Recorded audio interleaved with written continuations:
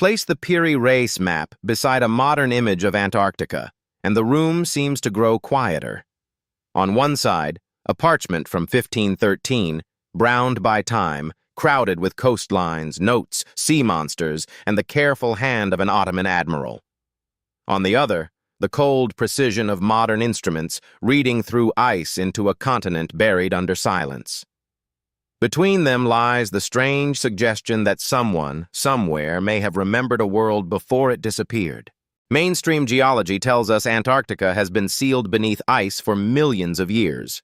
The map, according to its own tradition, was copied from older sources. And in the uncertain space between those two statements, a question begins to form. What if some ancient maps are not mistakes, but echoes? This is not a story about certainty. It is a journey through fragile evidence, disputed objects, old archives, lost coastlines, and the human need to place ourselves in time. If these maps are only errors, they still reveal how powerfully the unknown pulls at us. But if even one preserves a memory older than expected, then the past may be less silent than we imagined, and the first shadow falls over Antarctica. The world before the flood is not a single place. It is an idea shaped by water. At the end of the last ice age, sea levels rose across the planet. Low plains became seabeds. River valleys became bays. Shorelines moved inland, carrying with them villages, paths, burial grounds, and perhaps stories that later became myth. Every coastal civilization has known the fear of water arriving where land once was. The word flood carries many meanings. For some, it belongs to scripture. For others, to geology, to meltwater pulses, to slow catastrophe measured not in hours but in generations. Between those meanings is a zone where memory and landscape blur. Maps occupy that zone better than almost any other object. They are not simply drawings of land. They are acts of trust. A map says someone went there, measured there, survived there, or heard from someone who did. Ancient cartographers often copied earlier charts without fully understanding them. A coastline might live for centuries inside manuscripts, redrawn by hands that had never seen the sea it described. One possible interpretation is that some maps contain inherited fragments from older geographical knowledge. Another is that imagination, coincidence, and projection created patterns we now read too eagerly. The difficulty is knowing which is which, because once a coastline is lost beneath water, or ice, or time, the map becomes more than a tool. It becomes a witness whose memory cannot be cross-examined. The Piri Reis Map survived as a fragment, as if history itself had torn away the parts it did not wish to answer. Drawn in 1513 by the Ottoman admiral Piri Reis, it is a Portolan-style chart showing portions of the Atlantic, the western coasts of Europe and Africa, and the eastern edge of South America. Its notes claim that Reis used older source maps, including charts associated with Columbus and other navigators. That alone makes it valuable. But its reputation grew around a far more difficult claim. Some researchers have suggested that the southern landmass on the map resembles the coast of Antarctica, particularly the region later known as Queen Maud Land, shown without its ice cover. The idea is haunting because Antarctica was not officially sighted by modern explorers until centuries later. The evidence remains contested. Many scholars argue the shape is more likely an extension or distortion of South America, a common problem in early mapping. Yet the resemblance has continued to trouble those who study cartographic anomalies, not because it offers a simple answer, but because it invites an older question. Could a map preserve knowledge its final maker did not personally possess? If Piri Reis was truly copying copies of copies, then the parchment becomes less like an invention and more like a corridor.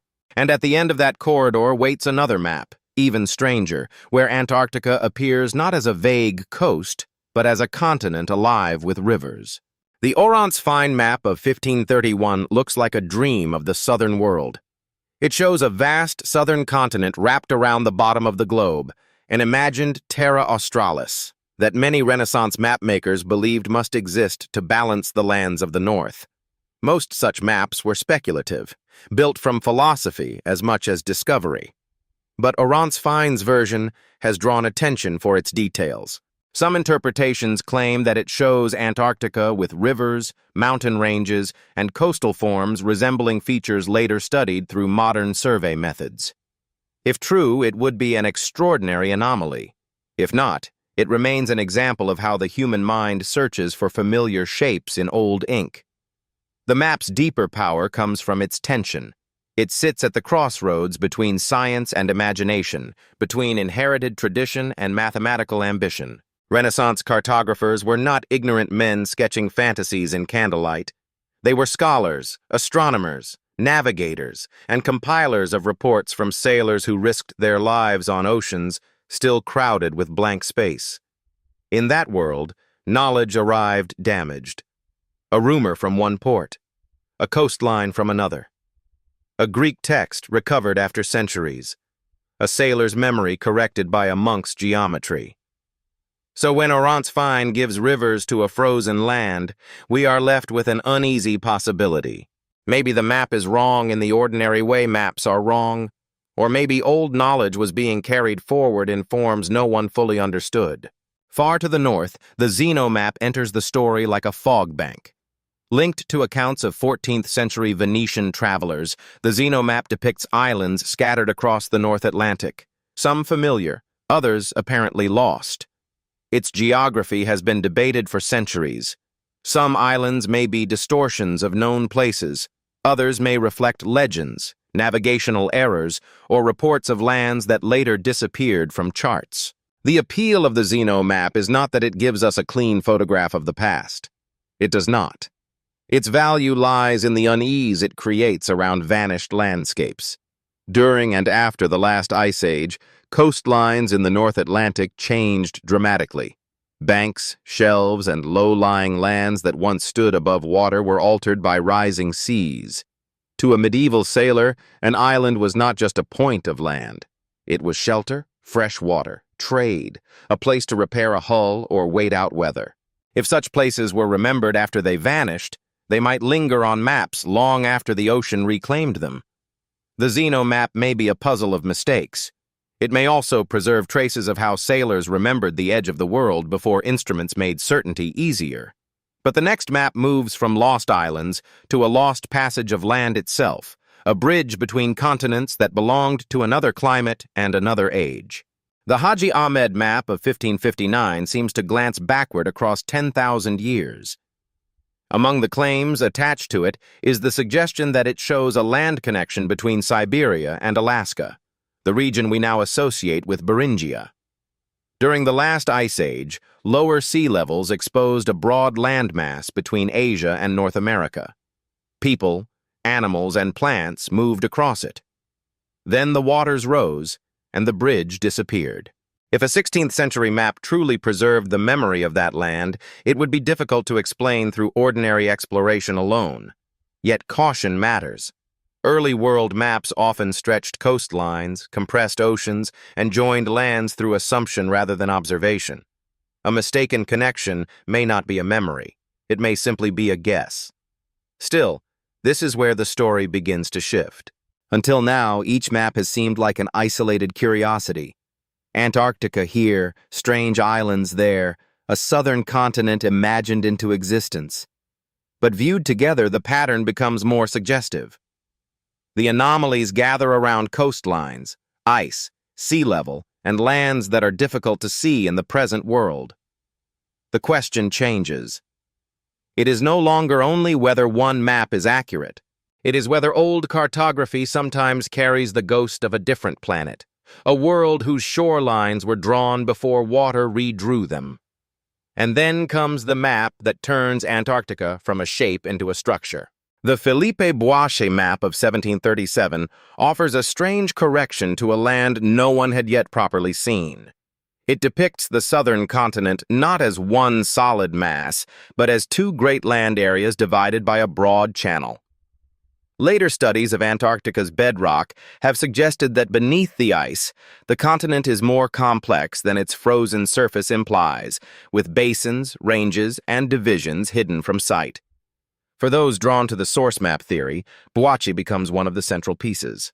How could an 18th century geographer imagine a subglacial separation that resembles what later instruments would explore?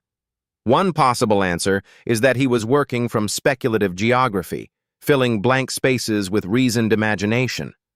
Another is that he inherited fragments of information from sources now lost. This is the midpoint of the mystery, because Buache forces us to confront a deeper problem. If a map appears to anticipate hidden geography, we must ask not only whether it is accurate, but how accuracy is being judged. Are we seeing a genuine survival of ancient knowledge? Or are we selecting the details that fit and ignoring those that do not? The line between wonder and wishful thinking is thin, yet the map remains quietly compelling because it reminds us that discovery is not always a straight road. Sometimes a later instrument seems to find what an older image already whispered, and when that happens, certainty becomes harder to hold. The King Hami chart of 1502 brings the mystery back from the ice into green heat and river light. Among its intriguing features are claims that it shows the Amazon River before formal European discovery and depicts parts of the Caribbean in ways that seem larger or differently shaped than expected. Here, the Old World and the New World meet on parchment, not as clean borders, but as rumors, coastlines, currents, and memory. The Amazon is not simply a river, it is a continent's pulse. To represent it accurately would require knowledge of a vast interior system, or at least reports from people who had traveled far beyond the coast. For early mapmakers, such knowledge often came indirectly, carried by indigenous guides, sailors, traders, captives, and interpreters whose names rarely survived in European archives. This matters because the story of ancient maps is often told as though knowledge belonged only to empires and libraries. In reality, geography was often preserved by communities who lived with the land for countless generations. A river could be mapped in stories, routes, seasonal memory, and practical survival long before it was drawn in ink.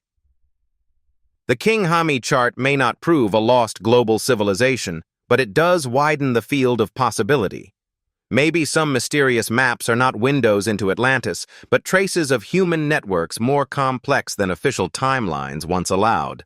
And if forgotten people carried forgotten knowledge, the next controversy becomes even more revealing. Few maps have lived a more troubled life than the Vinland map. It appeared to show parts of North America connected to Norse exploration, suggesting knowledge of Western lands before Columbus. For decades, it stood at the center of debate, admiration, suspicion, chemical testing, and historical argument.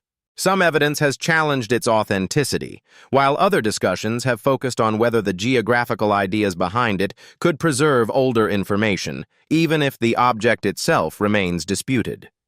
The Vinland map teaches a necessary lesson. A mysterious object can be emotionally powerful and still uncertain. It can contain a question worth asking even when its physical history becomes difficult to defend.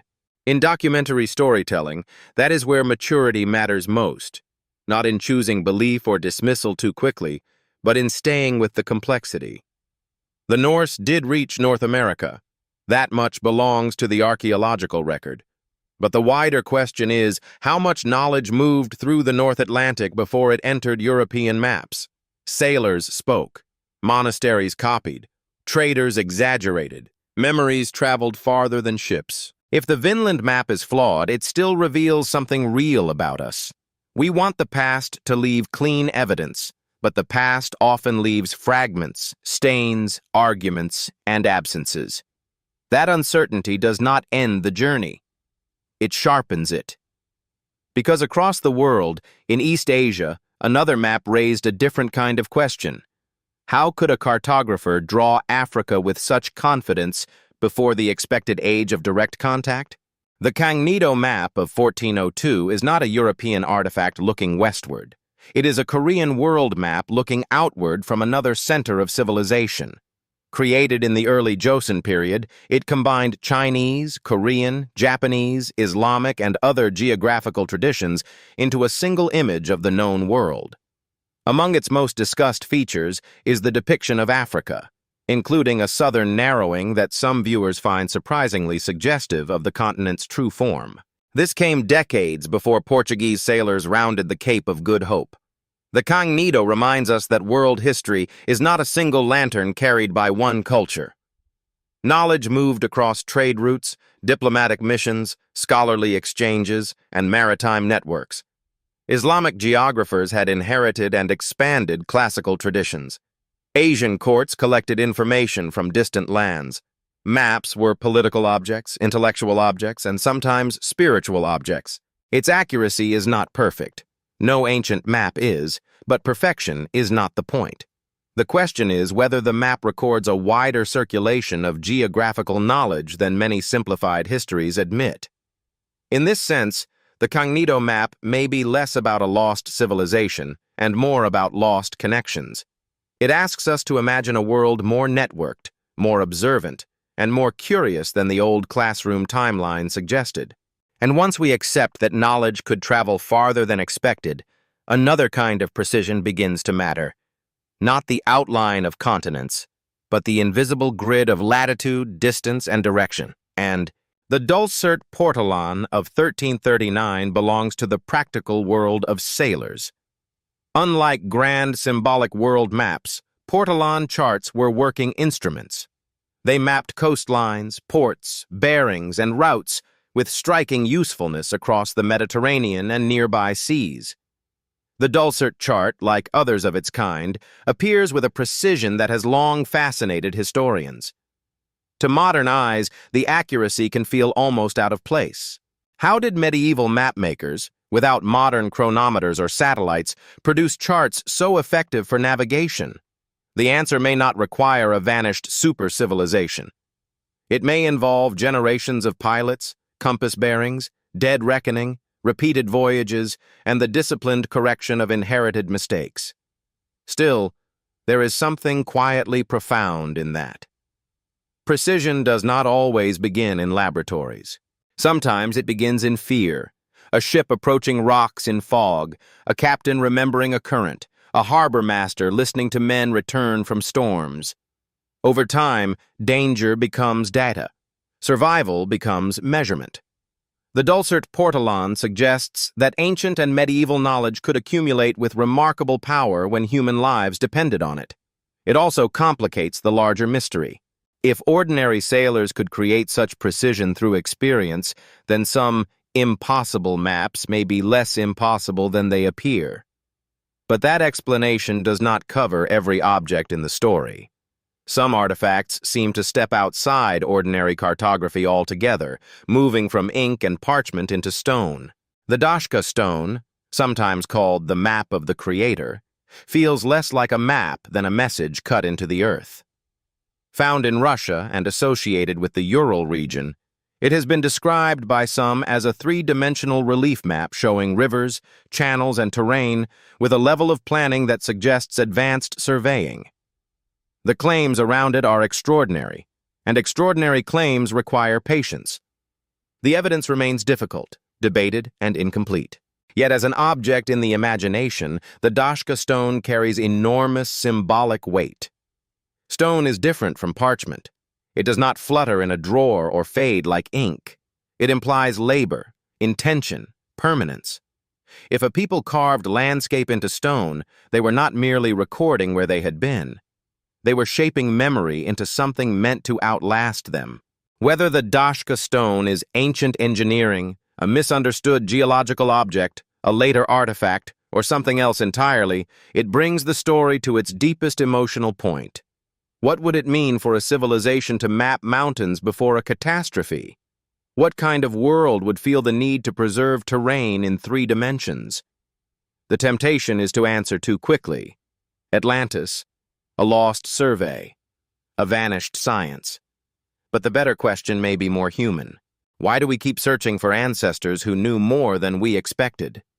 The answer may lie not in stone alone, but in the fragile chain of copying that connects all these maps. The source map theory begins with a simple idea. The map we see is not the first map. A 16th century cartographer copies an older chart. That chart copies another. A coastline passes from hand to hand, language to language, empire to empire. Errors enter, details vanish. Strange accuracies remain. After enough centuries, no one remembers the original surveyor, only the shape that survived. Some researchers have suggested that behind maps like Piri Reis, Oronce Fine, Buache, and others may stand a lost maritime tradition, perhaps even a civilization erased or scattered by rising seas. The evidence does not allow certainty, but the theory has endured because it touches a real pattern in human history. Knowledge is often lost not all at once, but slowly through fire, war, neglect, translation, and the death of the people who knew how to interpret it. There is also a psychological dimension. Institutions can be cautious, sometimes too cautious. Enthusiasts can be imaginative, sometimes too imaginative. Between them, the mystery becomes a mirror. We see our fear of being wrong, our hunger for wonder, and our discomfort with timelines that leave no room for surprise. The healthiest approach is not to accuse or to accept without question. It is to keep looking with humility. Because if these maps teach anything, it is that history is not a locked room. It is an archive with missing shelves, water-stained pages, and labels written by many hands. Return now to the first image, the old parchment beside the frozen continent. Nothing has become simple. The Piri Reis Map has not surrendered its final meaning. Oronce Fine still hovers between imagination and inheritance. The Zeno Islands drift between memory and mistake. Hadji Ahmed, Buache, King Hami, the Vinland controversy, Kangnido, Dulcert, and the Dashka Stone each offer a different kind of uncertainty. Together, they do not give us a finished answer. They give us a better question. If some ancient maps are real records of older knowledge, then the timeline of human awareness may be more layered than we once believed. If they are coincidences, errors, or later interpretations, they still show how deeply people have always longed to recover what time has taken. Either way, they reveal something quietly moving about us. We are the species that draws coastlines, even as the sea changes them. We carve mountains into stone, copy fading charts, argue over fragments, and keep asking whether memory can survive catastrophe. So, which map feels most difficult to dismiss? Which one seems like a simple error, and which one still waits to be understood? Perhaps the past is not hiding from us.